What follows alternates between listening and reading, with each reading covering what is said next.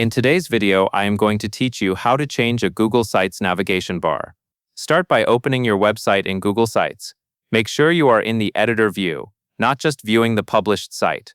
The editor is where you can adjust your layout, pages, and navigation, and it is the place where these changes will take effect. Next, look to the right-hand sidebar and select Pages. This is where your site structure lives, and it directly controls what appears in your navigation bar. You will see a list of all the pages on your site. To change the order of items in your navigation, click and hold a page, then drag and drop it to a new position. As you move it, you will see where it will land in the list. When you release, the navigation order updates based on that new arrangement. You can also create drop-down menus by nesting pages.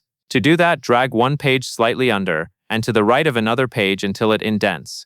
This makes the indented page a sub-page. In the navigation bar, that usually displays as a drop-down under the main page. If you need to remove a page from a drop-down, drag it back to the left until it is no longer indented. Take a moment to scan your page list after reordering, since a clean structure here makes the navigation easier for visitors to use. Once your pages are organized, go to the top right corner and click the Settings icon, the small gear. In the Settings panel, find Navigation and then look for Mode. Here you can choose how the navigation appears on your site. Select Top if you want a horizontal navigation bar across the top, or select Side if you prefer a vertical navigation menu along the side. Choose the option that best fits your layout and the amount of content you are displaying.